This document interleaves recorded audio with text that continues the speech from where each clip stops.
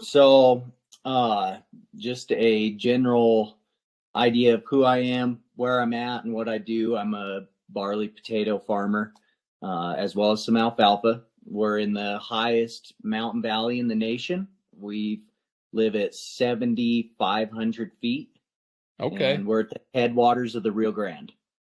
Gotcha. Uh, Gotcha. so that's kind Well, of where we're at. Live in this bowl. I'm surrounded by mountains, really flat where I live, but about 45 minutes each direction. We've got 14ers all around us.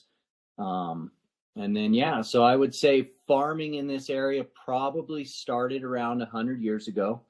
My grandparents didn't get there that soon. They were probably, I would say like late 40s, early 50s from Kansas. yeah. And they came out here. This would be my great grandparents. And they homestead out here, got some land, and they actually started with sheep mostly, and back Gotcha. then our aquifer was really strong. There was water everywhere. Everything was flood irrigated in little 30-acre sections. There were ditches everywhere. And then as technology and everything has happened, on that side of the family, I would assume, let's see here, great grandparents, parents, I'm fourth generation farmer Okay. on that Yeah. side of the family, but I don't actually farm with that side of the family through my parents' marriage and whatnot. When my dad married my mom, he was actually a miner in a silver mine in a town called Creed, about 45 minutes from here. Yeah. He worked the last day in the mine and they closed. And so then mom's parents were like, come down, work on the farm. He probably did 5 or so years. And he was like, look, if you're not going to tie me in on the farm, I'm going to go out, buy my own land, get after it, just get after the farming. So take a lot of pride in being a second generation farmer under the Rogers name. Yeah. Um, go out, take a banknote and start from scratch. It's a little harder these days to do that, but that's what he's worked for. And I take a lot of pride in following up on that. So, Well, that's to me, that is awesome because that's what we've kind of talked about our dad's farm. And like both of us really have started our own operations. Right. Bobby Lee's a cattleman, and I've gone out on the row crop side. And now we've alluded, I guess we kind of have alluded to people listening. They've got to hear just a brief glimpse into your story. But I guess we need to tell them who we got to join us today. We got two things, actually. First, you got the hat on. I'll let you run that down, then we'll introduce. Yeah, of course. Want to mention agzaga.com. Everybody go check them out. Again, we hit on it every week, but the bail net wrap is the big thing. But everything on the website, 10% off. Use the discount code Talk Dirt, all caps, all one word. Still got free shipping too, I think. Yeah. As long as they leave the free shipping code on there, it's even better. But definitely get the 10% off. Your net wrap, anything else you need. Yeah. Go check it out. Yep. Use the code Talk Dirt, all one word, all caps. All right, guys, we are joined with a really awesome guest. And as you can hear, has quite the history in farming. But I'd been thinking of how I would want to introduce you. And I said, because we've never had a guy, we've had some farmers on the show. And Brandon Rogers joins us today. For those that don't know, Brandon's a farmer in Colorado, but he's a reality TV star, man. Is that a surreal thing to be called? Yeah, I mean, I try to be that humble farmer to an extent, I try not to say like, oh, I'm famous or, there's a certain level of fame that, small town fame that I really feel. End up, taking pictures at lunch and talking about the show a lot. But yeah, it's pretty surreal. It's definitely weird seeing yourself on billboards. It's definitely, seeing commercials during football games when football was still going on. It's a weird mentality for sure. I would imagine. So you're a second generation farmer and the first generation of the TV star in your family, or has there been some more? No, I would say probably first generation TV star, if you will. Yep. Really my stepsister, she is out in the industry trying to be an actress, and she's the one that influenced this whole thing.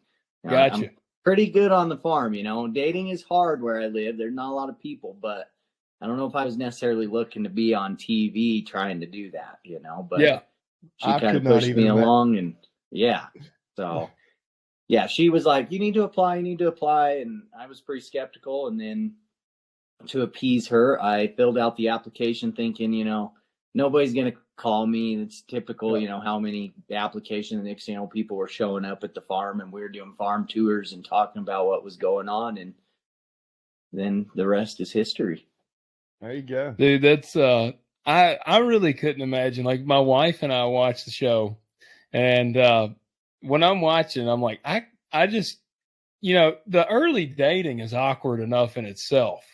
So the fact that you're dating while being videoed would be with 4 other women there. Yeah, like, man, that whole dynamic would be really. I mean, the camera would be one thing, but then the whole woo. Yeah, you're dating a woman while dating other women like that.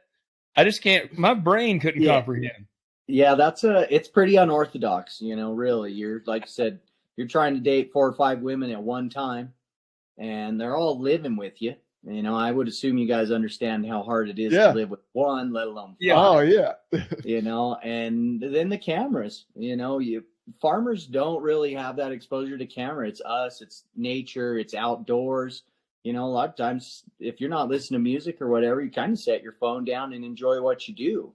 Yeah. And you turn into this TV aspect of farming, and it's like, make sure you're standing here and make sure this is in the background. And these people are amazing at what they do. It's kind of like nerding out on the other side of things. We love farming, we love ag, we love the dirt and the equipment and new technology. The people that make this show have that same nerd out on technology and their cameras and their lens being perfect and like the perfect lighting. And so that was probably one of the coolest parts for me, was watching these people really make their own art, kind of how we work the ground and try to grow the best crop. I compared that a lot. Yeah, I could definitely see that, man. That's because it is, it's art. It is an art to it. And that's, I think what we ought to do before we probe too deeply into the show, Farmer Wants a Wife, let's continue. Let's hear more about your farming ventures there. So, your dad, so your dad, did you, as a kid, were you involved with him? I mean, where'd that love for farming come from?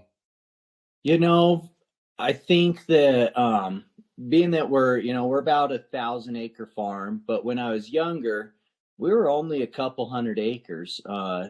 So Dad always gave me the option to come out, riding the tractor, work, pick up jobs here and there, but it was never full time for me. He really felt like it was influential for me to go learn how to work and create, good habits under different bosses. So actually, I started working about in 7th grade, which actually was in ag. I was doing soil sampling for nematodes in the soil. So I did 2 years of nematode sampling. And then I jumped out and I went and did some construction, built some houses in the mountains for a couple years. And then I did some spray foam insulation. And then I went to college and I worked at Lowe's. And then about that time, my dad, kind of right in there, got divorced. Was looking to expand. So he went, this was before I was back, got a partner, doubled in size. And then when my parents got divorced, he kind of said, look, I'm at the age, I probably could sell and bail and go and enjoy my life. But if you want to be a farmer, you want to come back and be part of this, you need to come back. And so that's how I got into it. And then the more time you spend doing it, there's nothing that's quite like it, and every year is never the same. That's one thing I always compare with people. I'm like, I don't think I could go work an 8 to 5 in a cubicle or constantly punch the same numbers. Like, the best part about farming is that no year is the same. You never can control the weather, and you really just try to wake up and do the best that you can with what you're given each day.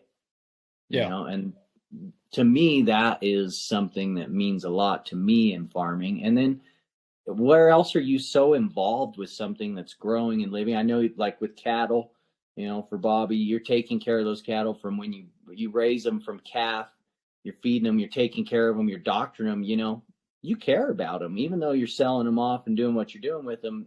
Inevitably, you are invested with your heart and your mind and your soul into what you're doing. And that passion is ag, and that's farming. That's, you know, that's how I feel about it. You know, it's kind of funny thinking about it. Really, I would almost say a lot of the elements that make it more stressful is what make it so awesome. Exactly. You know, that uncertainty, that is one of the things, like, you can't control. You can't control if you lose some cattle. You can't control the weather. And that's, I mean, and our weather, you know, like we were talking about with you in Colorado, like what's y'all's annual rainfall where you're at? Excuse me. We're pretty lucky if we get 7 inches of rain. Whoa, man, really? Lucky. I mean, that's if we're lucky. And with everything that's been going on in the world, whether you believe global warming or the axis is tilting in the world or whatever's going on, you know, our rainy season used to be from about middle into July to the second week of August. Yeah. This year, it didn't rain at all until harvest. And then it rained, you know, inches. You know, I don't even think we got 7 inches in total for the season, but all that rain came way late, you know, 4 or 5 inches. So, yeah, we don't get a lot of rain. We kind of bank on snow. It's all central pivot, but yeah, not a lot of rain. We're pretty much high mountain desert. Whew. Yeah. That's hard to imagine, man. We might get 7 inches tonight. Yeah. I was going to say, you guys get rain. I mean, that's a little bit of exaggeration, but we get about 55 inches. Yeah, we get a lot of rain. I mean, you know, me and you, when we were kind of texting back and forth about it, you know, I told you I'm planning to try to plant at the end of March. And our spring is always really wet. Like, it never fails. Like, I've had the intention of planting in March before, but it's so wet that sometimes, man, there's been years where it's May before we're even getting started. Yeah, because it'll be so wet. When you get pushed back like that, do you have any concern of like freezing your crop later? Or, you know, like if we get pushed back significantly like that, we have like a pretty firm October 10th. If you're not done, it's ugly, you know? So do you guys have that kind of back pressure or not really? If you plant late, it'll still come off.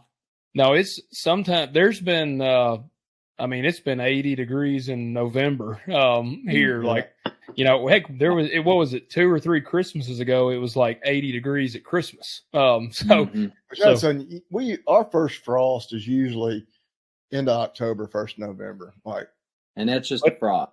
Yeah, right, and our stuff's just dead. Frost. You know, beans, corn, all that. It don't affect it. Because what is y'all's growing season like for potatoes? You know, we need anywhere from 90 to 120 days total. The seed growers, so we have like certified seed law here. So if you're a commercial seed grower, they tend to plant earlier, in theory, to avoid disease and stuff that comes on later when the bug flushes happen and whatnot. So they're planting early to mid-April, and then they're killing and harvesting mid-August. We're more along about a month behind that. We plant, you know, late April, early May, and then we're probably killing around mid-September and harvesting, you know, and years are different. If there's a good year and we got good growing weather and potatoes are big, we'll kill early and dig early, you know. But this year we were pretty much, I think we started digging on September 24th. Yeah. And there's certain farms that are really big. There's 4,000 acre potato farmers around here that, you know, they start middle April and they don't finish till middle of May, and then they're forced to kill. You know, they got to kill their potatoes in order to start digging at a certain time, because about October 10th, our frost is actually really like a freeze. It'll freeze those potatoes in the hill, and then they'll actually just break down and turn to mush when they come out of the ground, go through the packing warehouse. Yeah. What do you kill with? Like around here, we have there's some early beans, sometimes we call them, and you have to kill them. And we use paraquat, which that's kind of like paraquat and Roundup are, you know, they're two of the boogeymen these days. But we use paraquat. I wasn't sure. What do y'all use on potatoes? It's torn right now, and they're trying to figure out which is better. We use Reglone, which is a killer chemical, or just straight up acid. We actually will use acid, and acid seems to do better and get a better kill, but there's all sorts of rules. We're kind of a mixed bag here. We're the second largest potato producing area in the nation. But we're mixed bag because we've got about, I don't know, we produce 20 million pounds of potatoes a year, and I would say 5 to 6 million pounds of those are seed growers. And so there's so much worry about drift from the seed growers coming over on the commercial lots too soon. And so spraying is a touchy subject there when it gets around that time, but mostly Reglone and acid. Yeah. Well, I was going to say spraying can be a touchy subject. We were talking about that a few weeks ago. Around here, it's dicamba on beans, and Logan can tell you a lot more about it, and drift with all that, and we were torn because we got Extend Flex is the new thing. It's Liberty and dicamba, but we have Enlist guys spraying that. We got 2,4-D. Dicamba was pulled off the market like after all of us had planned dicamba beans. And then now they've said you can use, like, they grandfathered in the EPA don't know what they're doing. Now, we just had a big seed law meeting today, actually, with our local government trying to help control, the state and national government, because as a farmer, like, we can only control this much, and these guys that are controlling this much don't know what the hell's going on, and what might make sense in their mind, they don't actually come out here and see what works and what's happening and how it is controlled and used properly. And, they're just up there sitting in their office like, yeah, we don't like that. And, oh, we do like this. And it's tough. That's a hard part of farming in this era. It is. Well, I mean, the big thing these days is like sustainable ag. That's what the buzzword, we've talked about that, and regenerative ag. And look, I think they're all cool, but they're all different. I mean, what does it mean to one person? What does it mean to the next person?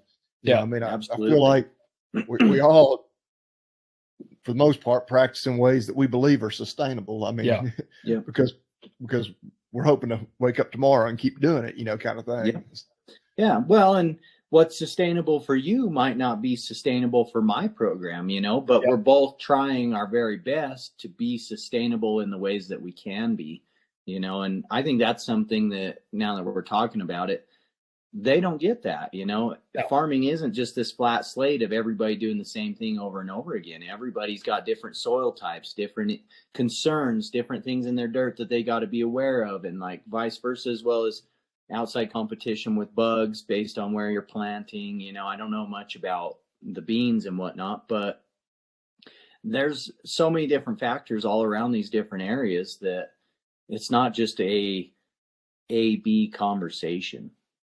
Oh yeah, no, that's what we always say. I mean, folks on the other side of the county from us, a lot of times farming just a little different way, because practices that work here might not work there. And I mean, just in that, tiny difference in, distance, not to mention, other parts of the country. Well, and that's what gets me with, I'm a fan of podcasts. Obviously, here we are on a podcast, but who is it? Will Harris. That's the White Oak Pastures guy. He was on Rogan, and I like some of Rogan's episodes, and I think it's cool what Will and them do at White Oak. But he went on there and he really blasted conventional row crop farmers, like, using chemicals. And he's like, they're killing and all this. And people, the bad thing is Rogan has such a large audience. People listen to that. Yeah. And, people hear that and they're like, well, these guys are just poisoning the earth, and they all need to start farming the way that they're farming. And it's like, well, it's not one. He even mentioned on there, I think he says it costs like 3 times as much to farm the way that he does. And I'm already looking at him like, dude, our profit margins, I'm sure it's probably similar in potato world as it is over here in beans. Dude, they're crazy thin, man. I can't spend 3 times as much So, Oh yeah. We're in the same boat, you know. They all want to be, you know, tillage is a big thing, you know. They're like, you can't plow anymore because of the carbon it creates and all these things, you know. But they want us to do all this stuff to be, you know, sustainable. But like last year, we hit a record year for potatoes. You know, it was anywhere from $19 to $30 a sack. I mean, it was nobody's ever seen such a thing, you know. But guess what? This year they're damn near $6, and we're just hoping to do it again next year, you know. And you can't plan to spend triple the money every year, you know, to match what they said on the Rogan show. And like you said, they have such a huge following there, and people are so, you know, so influenced by the internet.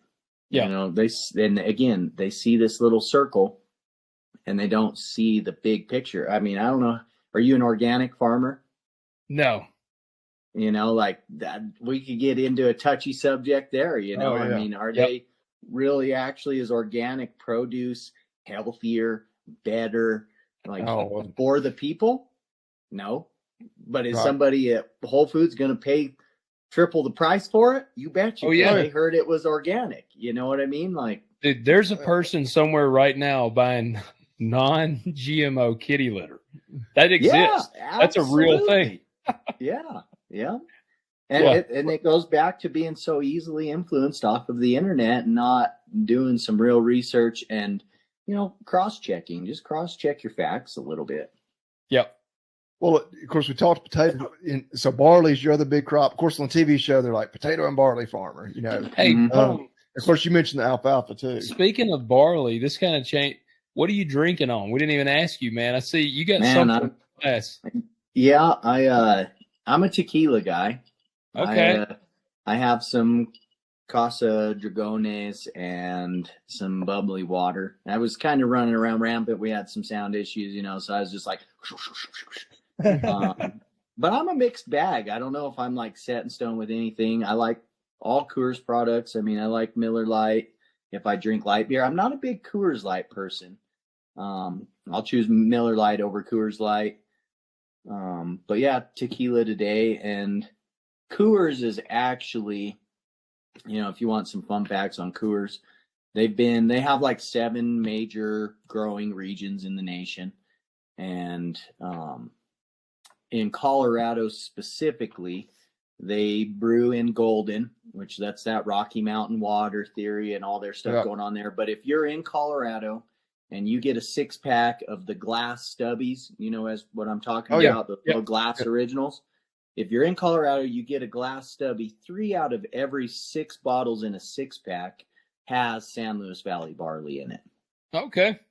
So a little fun fact: if you're in Colorado, get a stubby. Pretty good chance it's barley from where I'm at, but it's actually more of a rotational crop for us. You know, we're pretty proud to grow for Coors, but it's damn near just a washout. You know, we take all the risk, and hopefully they're not listening. We do all the work, and they probably make the money, and we just get to keep farming. But there's certain pride in being a Coors grower as well. What is that? What's the process look like? That's one thing. I want to get into the process a little bit on both the potato and barley, because we grow wheat here some. Now the markets have been down, and there's only one farmer around here. He's going to grow wheat even if it's $1. We grow winter wheat. Yeah, you know. Winter wheats. Yeah, so I mean, wheat is probably more influential off of the market, correct? Like the stock market. Yep. We have some wheat growers out here, but Coors basically comes in and they're like, they probably watch the market and then they come back and they say, okay, we're offering up contracts at X amount of dollars every year. So like last year, I think they were offering 16 something a bushel, which was really good. You know, it's a lot better than wheat. Yeah, we made a little money last year on barley probably, but come back this year and they're clear down to, you know, 12 something, 13 maybe. So, you know, they watch that market, they kind of control all that. But there's a certain point here with Coors that I feel that they're going to, they have places they can get it grown for cheaper. You know, we're in a water crisis where I'm at to an extent, which is crazy to think we're at the headwaters, but we got a water crisis. Yeah. You know, which is a whole nother subject, but they've got places that grow dry land coors that gets enough rain. Nobody has the overhead. And so 12, $13 probably makes them pretty good money, you know, whereas here, that's by the time we put in our input and fertilizer and chemical and operation hours, it's pretty much just you hope to break even, maybe make a little bit, or it's enough to make land payments, make a few payments, but it's definitely not a cash crop for us. And same with wheat in this area, there's some good wheat that comes through here, but it's totally based on the market. Yeah, that's what, like Logan was saying, wheat has become, I don't know. You used to be a lot more wheat grown around here. Now it's just like a lot of it's just cover crop wheat. Yeah. I've got some in cover crop right now. Yeah, that wheat is down to probably, I think right now we can get like $5 a bushel on wheat, which I was looking. I had been saying, see, I pretty much, since I've gone to cover crops, I don't grow much wheat anymore because I do cover crop in the winter. And I usually throw a little either wheat or oats in the mix. Yep. And man, our prices, everything's down. It's all tanked. Beans, last year I sold some beans at $14.50. This year I'm selling beans. Right now they're at $11.50. And $11.27. And corn, I sold corn 2 years ago at $7.77. I remember because that dude called me from like Bungie and he was like, I think you had booked the highest contract of anyone. And of course I only booked I should have booked 10 times as much as I did. Right. But now they're at 420. And so everything is down hard. And man, it's just, this year I feel is a survival year. Yep. Oh, absolutely. I think that's for everything. I mean, as a hay farmer, the other side on the hay too, the only hay that we produce 3 cuttings a year in our season, and third cutting, if we get the right dew and the perfect storm, you know how it is as a farmer, we'll produce small bales and sell it to the racetrack in Kentucky. Yeah. But beyond that, like cattle hay, it's a survival year for all farmers. And yet none of our inputs are cheaper. Diesel's still up, chemical is kind of down, but it's still up from where it's been in the past. And yet, and nobody really understands that. And the middleman gets rich. Walmart's getting rich, Safeway, Kroger, all these people in the middle, they're the one making the money. And we just keep living the lifestyle. Just hope to do her again next year. Yeah. So I was going to ask that. So on your hay, y'all sell is there dairy big in your area? Not a ton of dairy directly where we're at, but we sell to a lot of dairies. Down in New Mexico around Clovis, there's a lot of dairies down there. And then a lot of dairies up by like Greeley and up north in Colorado. So most of our stuff is all shipped out. There's quite a few cattle in town, but not necessarily a dairy by any means. They're all just market beef. But a lot of your alfalfa is going to dairy, or then, you said, the unless in the rare chance that we get rain, that's about the only time it goes down to, pretty much just anything that'll buy it to feed it. But yeah, most of it goes to dairy. I would say at least 80%, maybe. Y'all bale in the large squares or? Yep. Most of it's all large squares, 4x4s or 3. Some guys do 3x4s. Just depends on what everybody's setup is. But we're so dry anymore. There's a lot of people that are going to the steamers. These steamers are so impressive. I'm partnered. We're more barley and potatoes for sure, but we farm out where the ground's heavier and rockier. That's where our alfalfa is at. And we partner with some guys down south that do a lot of custom. And instead of just being custom, we feel it's better to be partners, because then they inevitably do a better job and they've got some skin in the game. Yeah. So, but yeah, it's a different market for sure. But like I said, third cutting, if we get the perfect storm and we put up small bales for horse hay, there's good money in that. Yeah. Does that now on your input wise, because man, I know for us here it's expensive to run irrigation. Like that's where we got some guys out here that believe in irrigation. They see a bit, which we're pretty big cotton in this area. We have some guys that are big cotton. I don't like spraying a crop 12 times, so I don't do any cotton. But they believe in the irrigation. They see a good jump in irrigation on some of the cotton and then corn. But some of the guys that really do it on corn, they're like, man, I don't know. Honestly, at the end of the day, after what I spend irrigating it, if I'm even really making much more. So, I mean, how does that factor into your inputs? You know, so our area is kind of a mixed bag. So where the Rio Grande, river starts, working west to east across the valley, you have water rights. And so back in the day, there was, a ton of water. And like, I think you dug to, anywhere from 5 to 10 feet and you hit stagnant water. That was our water level. But through the years, we've worked our way across the valley, west to east, and put in more and more center pivot irrigation. And so everything to the west has water rights, and then everything to the east has less water rights or no water rights. So now we've depleted to where our water level is like at 80, 90 feet, which is really the threshold is at 100. And when we start going below that, there's another aquifer down there. But the theory is if we punch into that and deplete it, we may sink. And I mean, there's all sorts of science there. But so going into the cost of that, there's a sub-district. There's like 5 sub-districts in our area.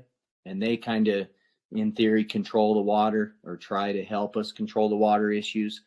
So you're allotted each year X amount of water. So like last year, I think that based on what your shares are and with your land and whatever you have with that land, like where we're at, we've had like 140 acre feet per 120 acres to grow a crop. Now, once you go to over pumping, I believe the fee is $175 an acre foot. So if you're it's getting expensive. And then there's all this push coming through because for sustainability, which needs to happen to some extent here. Otherwise, we're going to pump all our water out, and I'm going to be calling you guys asking if you want a partner.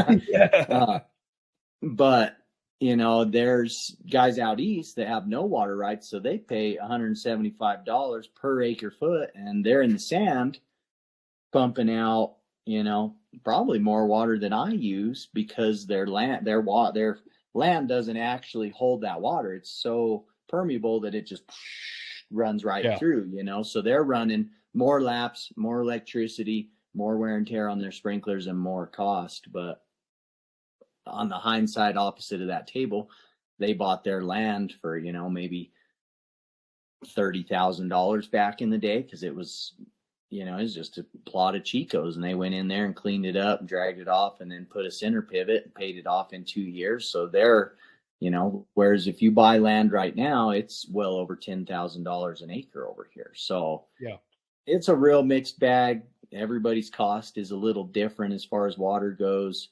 And then how farmers are. Some people put on more water thinking they're getting better yields. I mean, as a hay farmer, I know there's people around me that put on, 30 some inches, which is equivalent to about 300 and some acre feet, which is way over our allotted amount.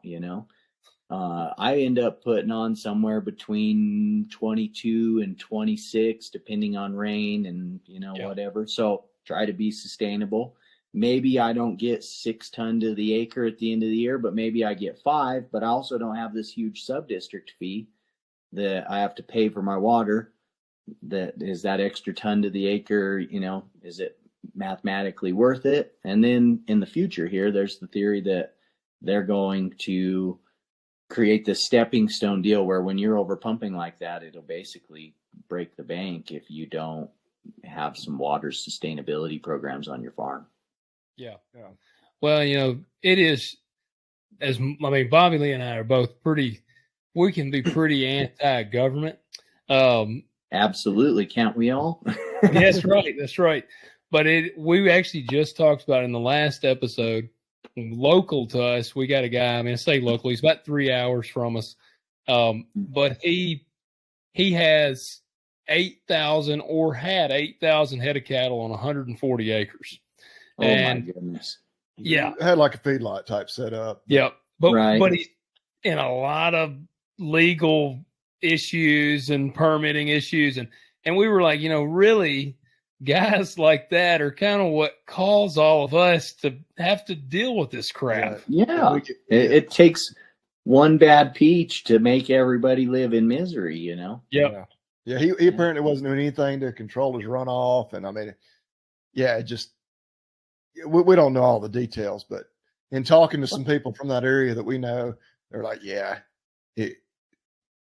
he knew it was coming. They had warned him enough times. But exactly. The point was, he's the reason the rest of us have to deal with all the regulations. Yeah. And there are folks like that. Yeah. And that's exactly what happens. And unfortunately, in our situation, nobody likes the government, but that, in my mind, is who created this problem. Because, and this is a touchy subject where I'm from. The people out east are like, you're putting 36 inches on your hay, you're over pumping, and I'm farming 30 acres instead of 120, so I'm not actually over pumping as much as you are. So there's that division.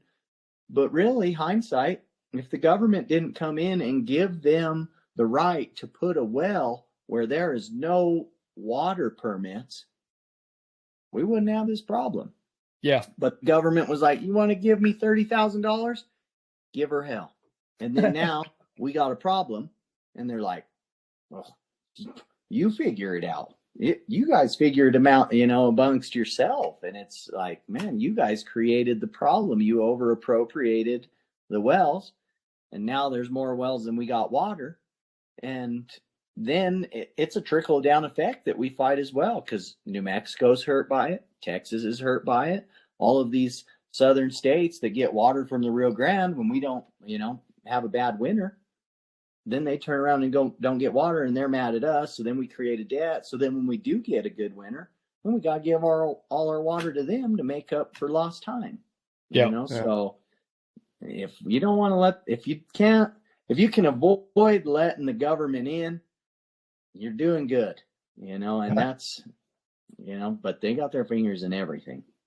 Yeah. The whole water rights thing is so foreign to us. I mean, which, first of all, like our row crop ground, I mean, we're just the area as a whole, we like 90% dry land. Yeah. I mean, it's very little irrigation. I mean, we have center pivots, but it's, like rare. Logan, 100% dry land. Yeah, our dad's operations, like a lot of the farmers I know, like a lot of guys have no irrigation, and most people have a few center pivots, but it still makes up a tiny percentage of their overall. Yeah, it does. And actually, in our area, I talked to a guy that they run a bunch of pivots, and he said in hindsight, he would have built grain storage and not any pivots.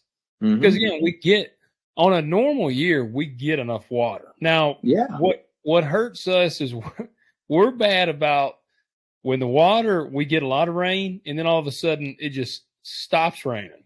And I mean, it'll shut off. Yeah. And it has shut off for a month before. We had a whole month where it didn't rain. But then we found it's liable to rain 6 inches over the course of about 48 hours, and then it rain for a month. Now, with your beans in that situation, because I don't know much about beans, but if you're getting all this rain, you're getting all this water, the beans are taking off, your root systems are going nuts, and they're growing like hell, and then you get no rain for a month, do you see like a real yield loss, or are they pretty resilient to that, drought that you experience for a month? They're pretty, I mean, that hits them hard. We have some really good varieties at this point that can kind of hang in there in the drought, but you'll see a thing hit. What you'll see a lot of is the pods will pop up, but they never develop a bean inside the pod.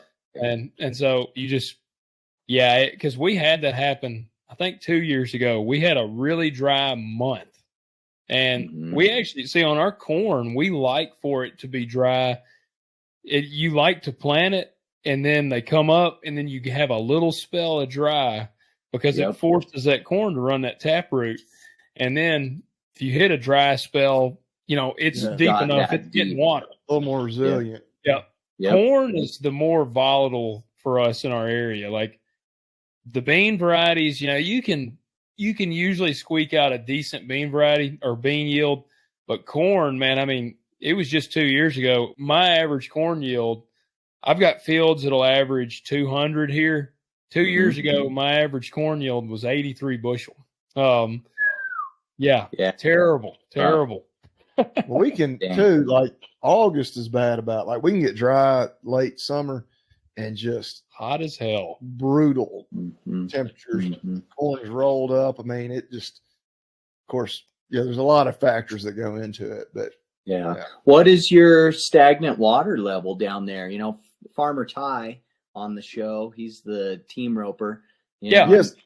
He's kind of in the ag industry a little bit, or he's at least savvy around his area. And, I'm telling him how dry we are and how low our water is. He's like, there's farmers around here that they're doing everything they can to push the water away because they've got so much water. He's at. And drainage tile.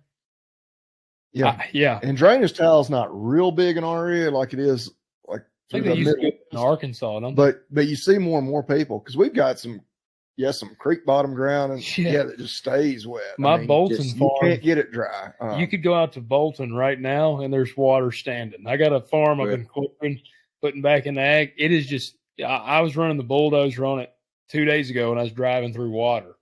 Yeah, it's just it just sits there. And we say that we're pretty dry for the first week of March. Like normally we're feeding cows, we're fighting mud that's knee deep right now. And we're in the middle of calving. I'm like, this is great. So you are calving right now? Yeah. We started calving about a month ago, and we'll calve for about another month. All right. So you guys calve about the same time that we do. I mean, maybe it's a preference thing to everybody or whatever, but everybody in my area, my farm partner, he actually just bought a ranch, and he's got about 60, 70 head, and he's calving. But everybody in this area calves about, I don't know, middle of February into the spring. Yeah, that's what you mentioned. Ty is actually geographically easily the closest of the four farmers to us, even though Mitchell, of course, is a Tennessean like we are. Ty's like an hour. Yeah, Sykeston's right there in the Boot Hill of Missouri, so he's just across the river from us. Okay, all right. Have you been to Lambert's? I've been to Lambert's. Yeah. But they went to Lambert's on one, and we were like, "Hey, they're throwing the rolls." Yeah, give me one of them rolls. Yep. Yeah. We don't got many frogs up here, so I had the frog legs there, and I'll say they're pretty good. I like to try different things, so I was pretty impressed with Lambert's. Well, so I didn't even realize y'all got to go to. You were asking him, not me. No, well, maybe so y'all went to the team rope, and you got to go. Maybe. Yeah. Oh, actually, maybe it was during. Yeah, I guess it was during the team roping. Because that was episode 5, which I just watched it last night. So yeah. Okay, I thought for a second I gave a little spoiler, but they don't actually film us at Lambert's. But yeah, when we went to Ty's for the roping, and we had some time. We ran into town and did the Lambert's deal. Good deal. That crap. Well, I was going to ask you, talking about frog legs. So do y'all have cattle? Yeah, we have some cattle. Yeah. Well, I don't. My farm partner does. I was going to say, on your delicacy of frog legs, have you ever had what do they call them, Rocky Mountain oysters? Yeah, calf fries. Have you had those? Yeah. You know what? I have not. Oh, really? Yeah, I don't know why I haven't. I haven't necessarily gone out looking for them, actually, but the first time I ever ate them at a restaurant was in Colorado. Okay, yeah. We were driving. I mean, they're a big deal, and I don't really hear too much bad about them. I just haven't, really in our area, there's a lot of cattle, but no one actually serves them. Like none of the restaurants around here serve them. So I think it's definitely a unique item. You don't find it many places, but we were at a restaurant in Colorado, and I was like, I'll be damned. Like, let's order an appetizer. Yeah, no, I would definitely eat them. I'd give them a whirl, but I don't know. Nobody around here serves them. And then I just haven't been at anybody's Brandon or, when they're doing that stuff where they cut them all and they throw them in there and cook them fresh. That'd probably be the best. But I haven't. I tend to spend some of my free time fishing and being in the mountains instead, I guess. Well, that's what I was. Obviously, I know you're in the valley, but you get into the mountains, do a little elk hunting. Oh yeah, yep. Actually, if you look, there's let's see here. Yeah, there's a big elk yeah. there, and we've got some deer in the house. Oh man, yeah. Yeah, we do quite a bit of hunting. There's another elk over here. You can kill probably close to, if you get into unit 76 or 68 and some of these units that are about 40 minutes from the house, you can kill up to, I think the biggest I've seen out of here is about 370, 380 inch Rocky Mountain elk. Good deal. That would be a good one, man. Bobby Lee's done some elk hunting. I'm a pretty standard whitetail guy, but my problem, and you get this, I'm sure. Oh, but yeah. Dude, I never travel. I just never travel. I have crippling anxiety when I travel because I'm just thinking of everything back home that I need to be doing. And that's a farmer thing, I think, that was a hard part about the show. If I didn't have my farm partner and my father and his son, there was no way I could have done it because we filmed all during harvest. I worked about 5 days of potato harvest. It takes 3 weeks. And I was like, did 5 days, and everybody's like, all right, we got to go. And I was like, what do you mean we got to go? And they're like, we got to go film. We're going to Alabama. And I was like, what do you, and then I had to tell Dad and Kevin, and they were all bent out of shape. That was quite the experience there. So I was pretty blessed that they carried my weight there. But yeah, the traveling, I like to travel when I get the chance, but as a farmer, you always know what's stacking up when you're gone. Yeah. Well, speaking of the hunting, you shot any wolves lately? No, but they sure let them out here. That's it. That was, we were kind of following that. That was kind of I'm sure it's a real touchy subject in your part of the country. Yeah. Sadly, Colorado has gotten pretty soft. I guess I'll put it that way. And then, we're outnumbered. Yeah. There is Denver, Colorado Springs, Pueblo, Greeley, Fort Collins, the whole, what we call the Front Range. They're stacked in there like cordwood, and there's just more votes up there than, get one farmer on 1,000 acres. That's just not a big pool when it comes to voting, and sadly, Boulder, it's a small California, nothing against them, whatever. Everybody's open-minded. I can handle that, but they're the ones that influenced it, but yet they're pissed when the coyotes in their backyard eating out of their trash, so it's like, we're going to have the same problem. But I will say that I feel like everything I've been tracking, it seems like these wolves are moving more north, which good for Colorado, but really a bummer for Montana and Wyoming. It's not fair that our poor decisions are going to negatively affect them, other than the fact that, at least Wyoming and Montana, they can shoot them. And it's like, you're in a different state, collared or not, you shoot them, it doesn't matter. Yeah. Well, it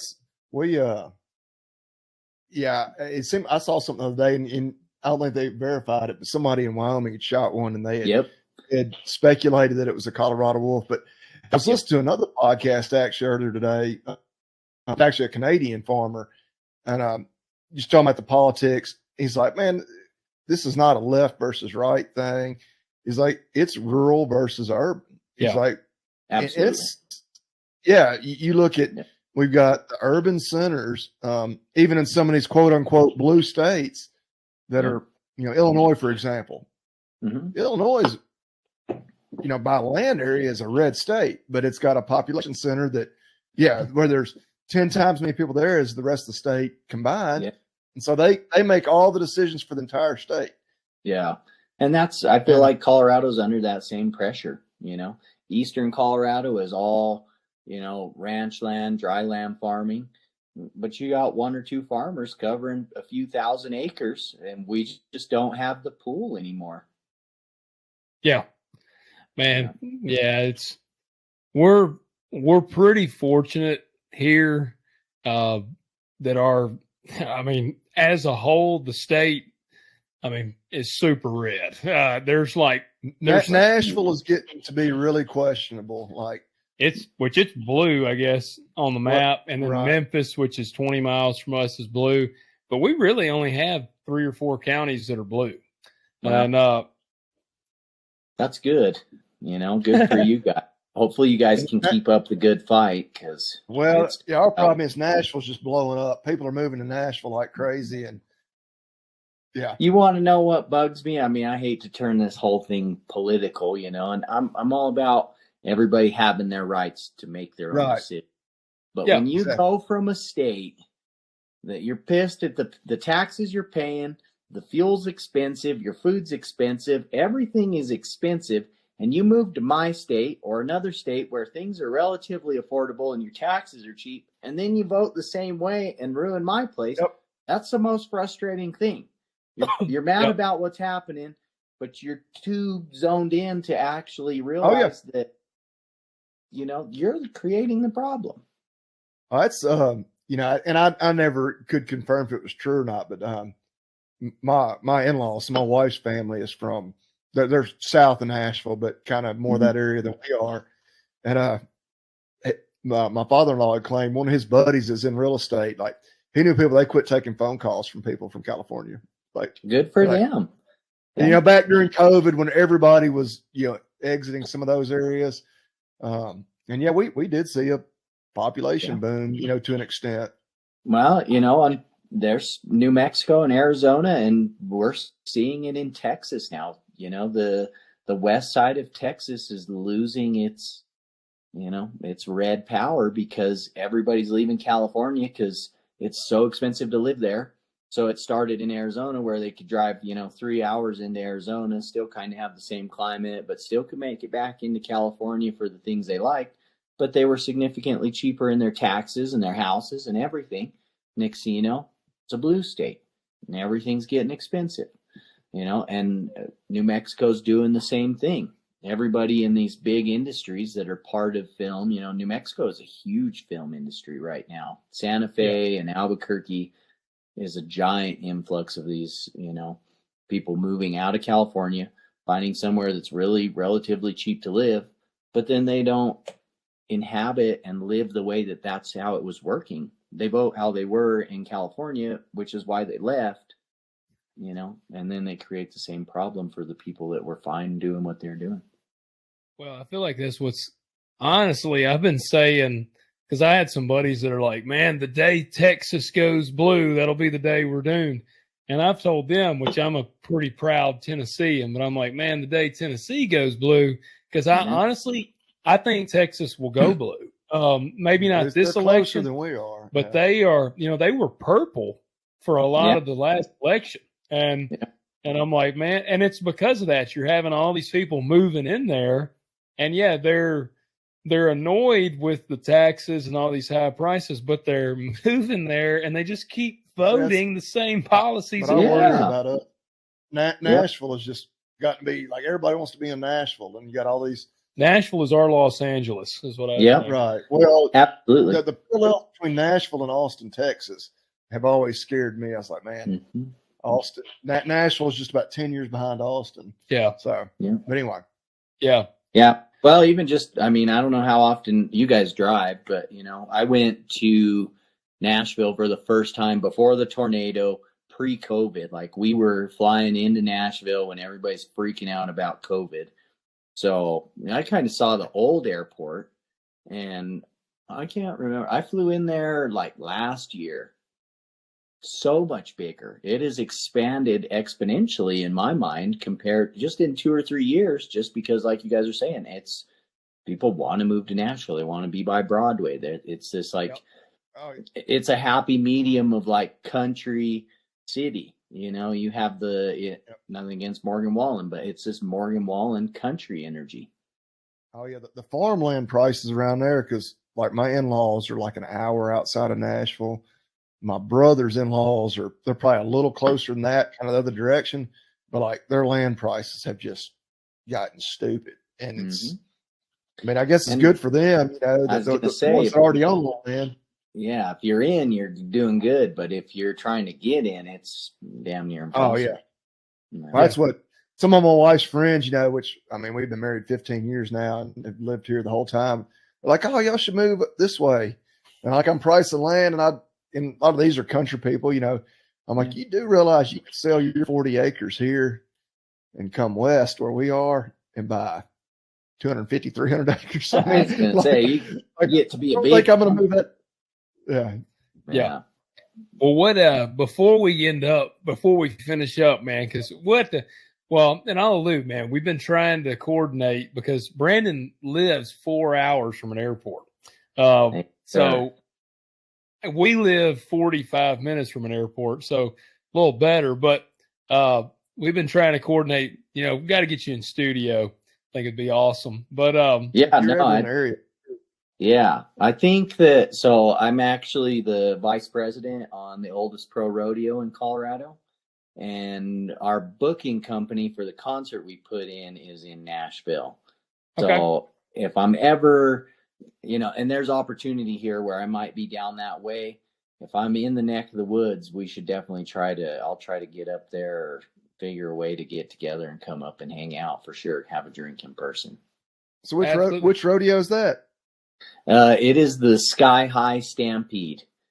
And it is, I think, are we 103 this year or 104 years or something like that? It's not actually true year to year. Like, it's not, you know, 104 to like 1904.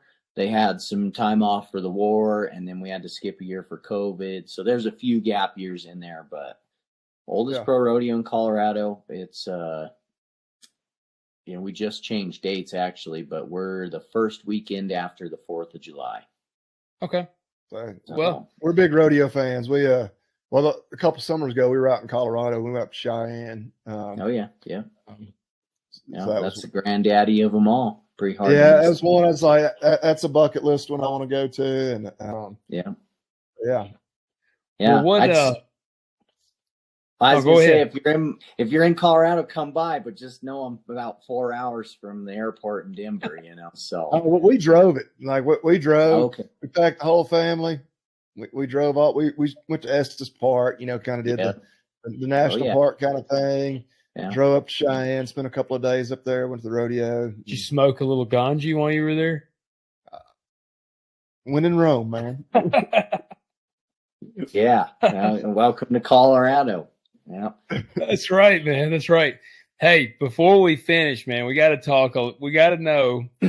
So our listeners, I feel like some of them will be mad if we don't go down the path of This Farmer Wants a Wife. I got to give you a little background, man. Because we're not the typical demographic, I feel like, for this show. Started kind of as a joke. Like, we're like, yeah, let's watch this silly show. And we started last season.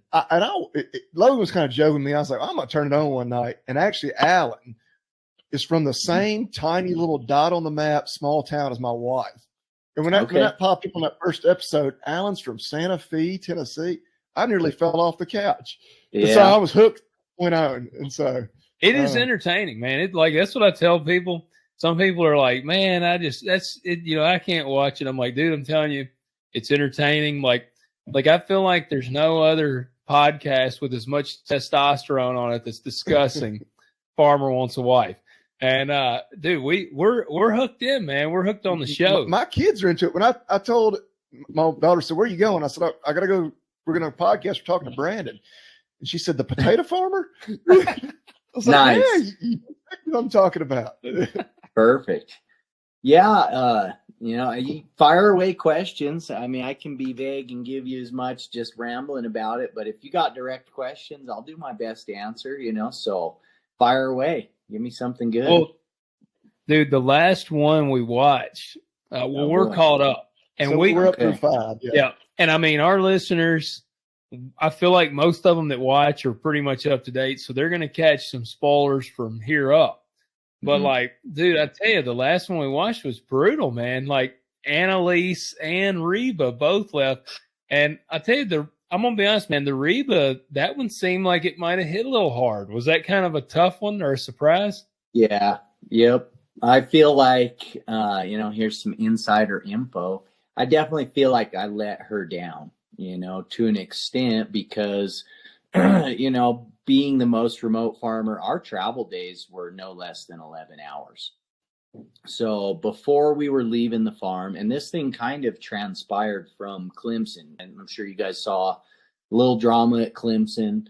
Before we left to Clemson, there was a little beef in the house. You know, there's the Reba Joy drama. They're both amazing in their own ways. You know, and trying to balance that is hard. Like I'm a flatline person, you know, it takes a lot to really get me upset. But it all kind of transpired over a few days. It wasn't like it all just happened that day, but I had made a comment to Reba about maturity, and it was more about her being a mother, you know, and I was like, I thought, you know, I kind of made the comment, like, I thought being a mother, you would be more mature. To me, yeah, whoop, that was a mistake. That was more of just being like, I didn't think you'd play into the drama. Like you would be here for me and the connection and not worry about the other girls, you know, being a mom, being older. That's what I meant. She took it as I called her immature, which I can see that, you know, so that's probably on me.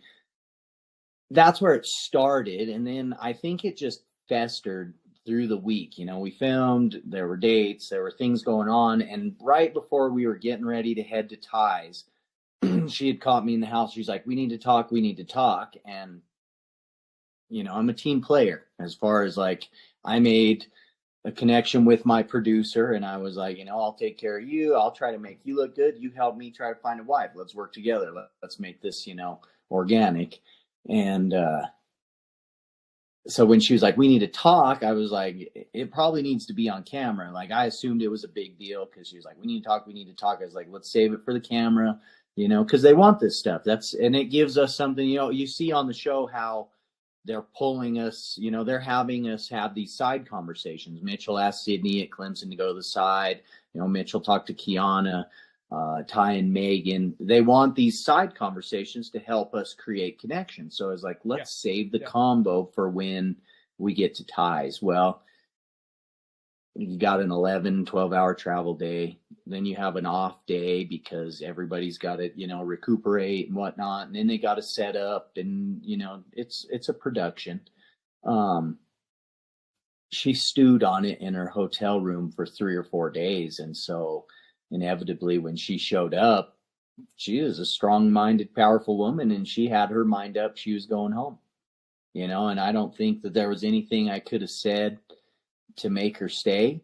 And, you know, I really compare for both of these women, you know, this is like farming, you know, you're going to have good years and you're going to have bad years. And I am looking for somebody that will take the good and the bad and try to find some sort of stability, you know, and so that, you know, up and down was hard for me. I definitely was bummed in the scenario that they both left on the same day.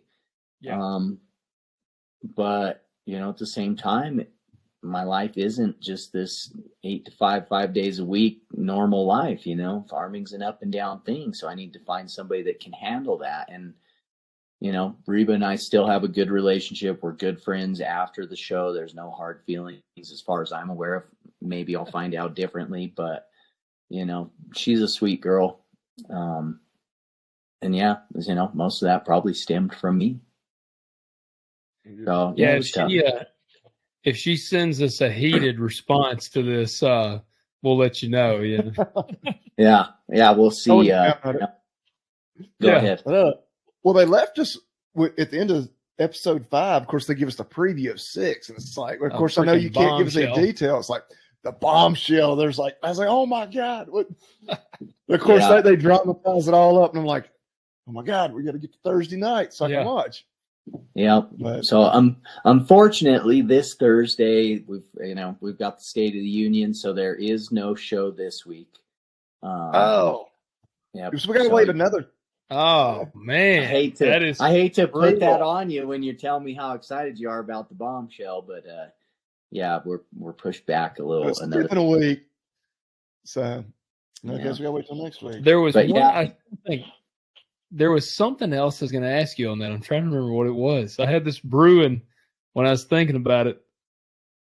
Oh man, how much I guess, we're only shown little snippets, like, and by the snippets we're shown, I mean, it looks like you really get like virtually no time with these women. But I mean, are you getting significant amount of time with like to get to know them? Yeah. Inevitably they're going to tell a story through, cause you got to figure we filmed for 2 months.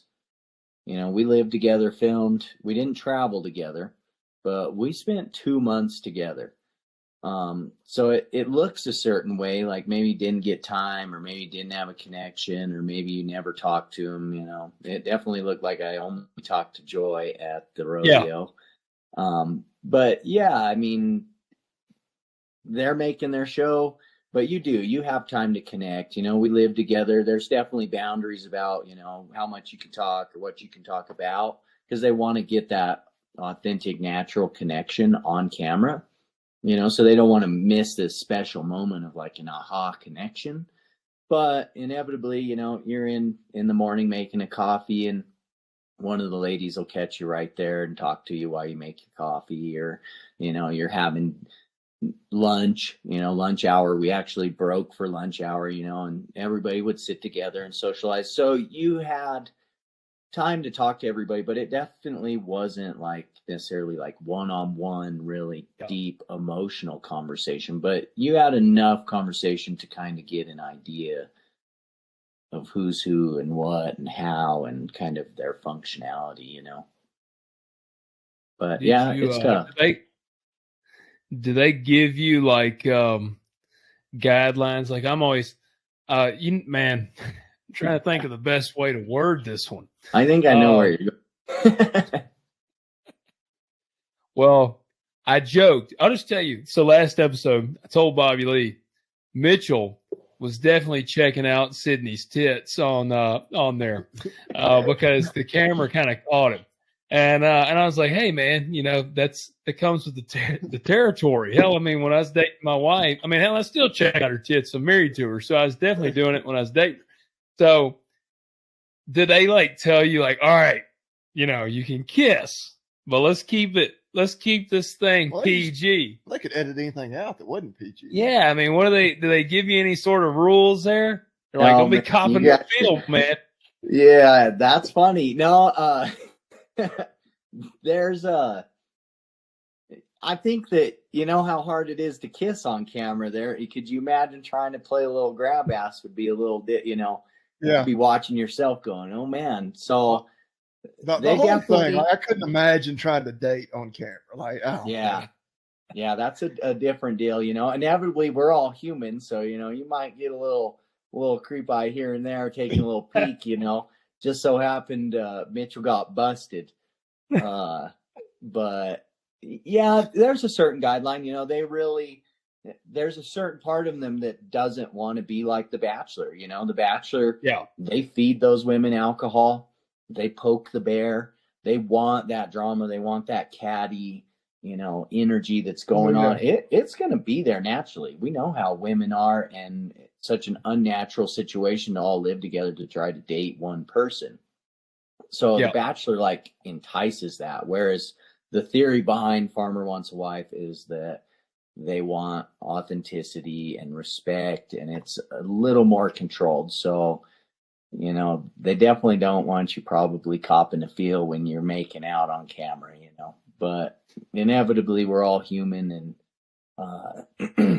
you might be making out on camera and they're like, okay, cut scene, that's the end. And maybe you get a little something else there on the exit, but you try to be respectful and remember too that this is a hard experience for these women to all come in here. You're giving up your job, you're leaving home, you're moving into my house, you don't even know me, and then you're fighting for my attention all the time. It's a big pressure situation. It's a little different animal. It's way different than farming. Stress is stress, but it's a little different. I can imagine. Like I say, man, I couldn't. I've said many times, like, I don't know what I would do if something happened to my wife and I was thrust into like being single again and having to date. I couldn't imagine having to date on TV.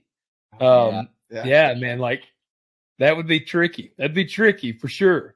But it is entertaining to watch. Like, I like watching your stressful dating moments. I'll be honest with you. Well, I'm glad to entertain you guys. It kind of on that subject, would you do it again?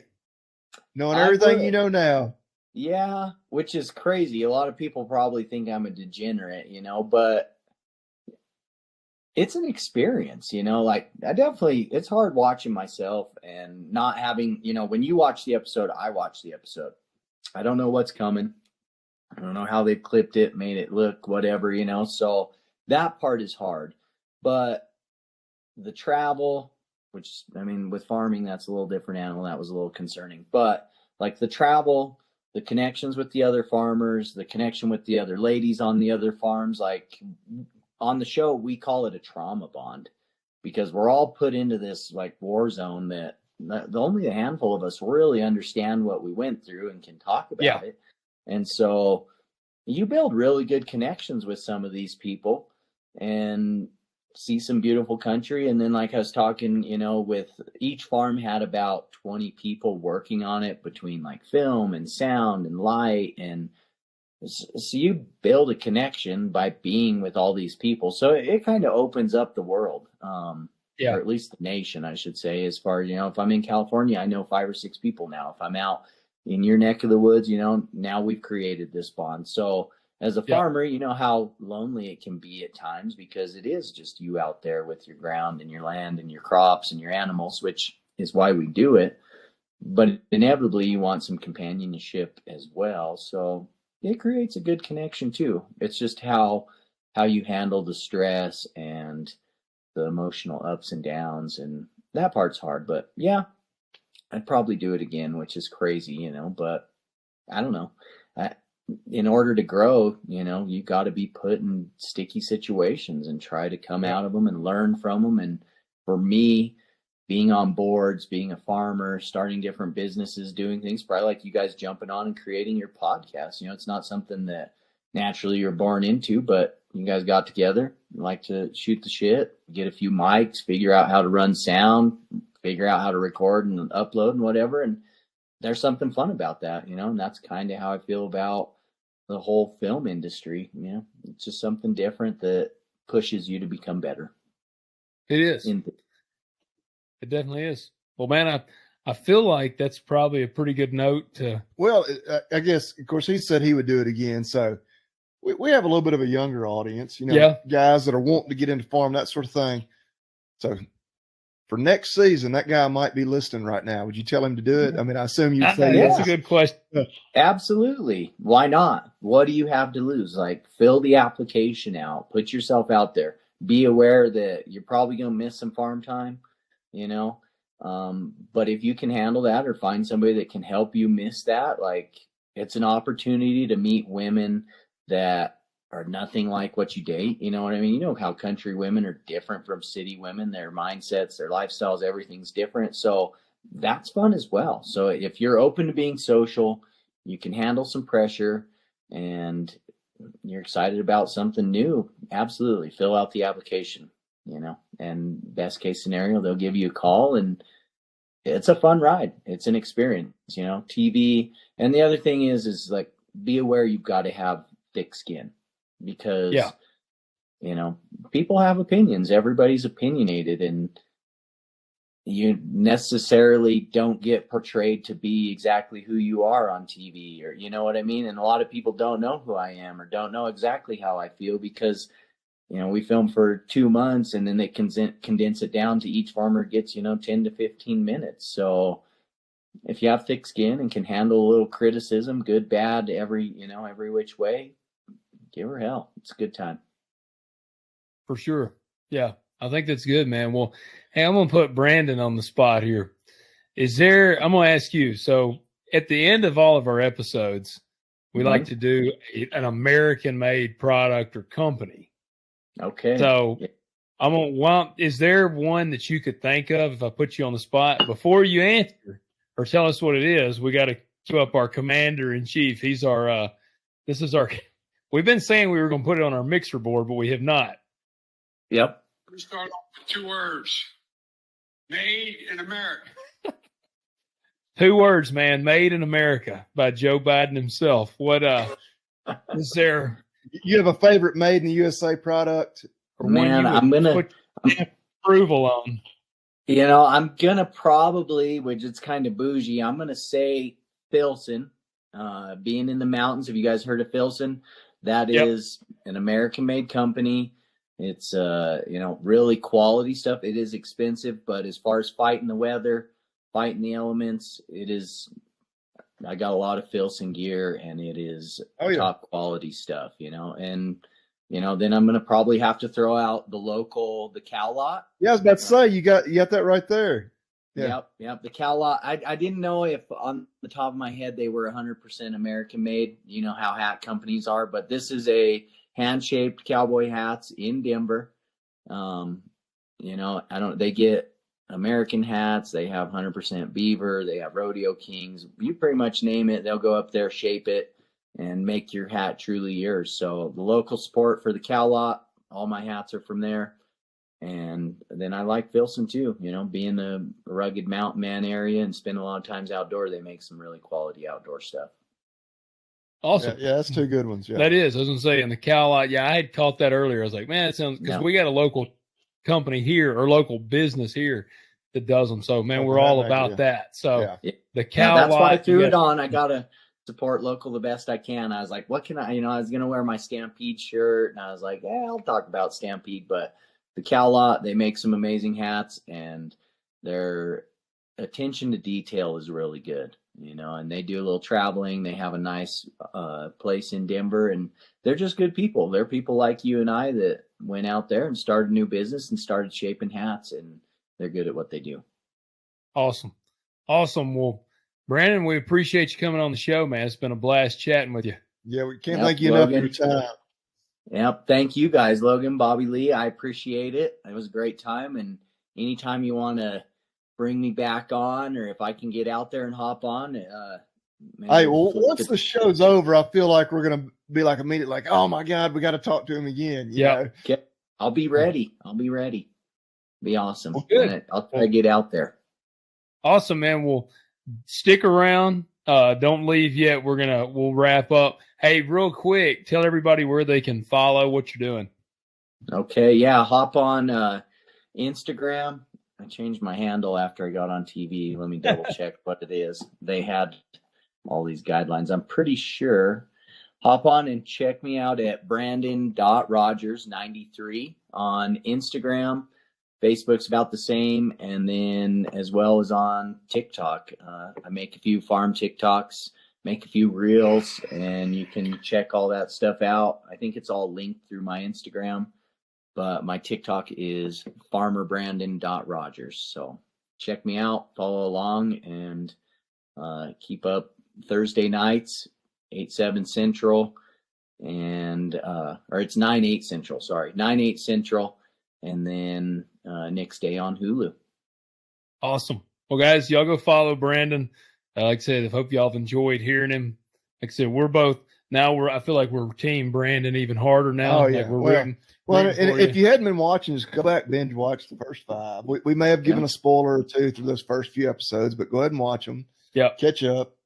Yep. Well, I guess as we close, got to go check out agzaga.com. Bobby Lee's repping the hat. Yep. Check them out. Again, bell wrap is always the big thing. Hay season will be here before we know it. But check out all the other good stuff they got, the tools, the toolboxes. I mean, we're not going to sit here and try to name everything. Use the discount code TalkDirt, all caps, all one word, 10% off, and for maybe a limited time, maybe not, free shipping. There's not supposed to still be free shipping, Brandon, is the whole thing there, but they forgot to take that off, and I think they're just rolling with it now. Picking up what you're throwing down, take advantage of it while it's there, if it's still there. Yes. All right, guys. We appreciate y'all tuning in. Hit that like button, hit subscribe, leave us a comment below. Let us know what you think so far. Farmer Wants a Wife. And if you got any questions for Brandon, comment them to us and we'll pass that along. And we appreciate y'all, and we'll catch you next week. Sounds good. Thank you, guys. Have a good night.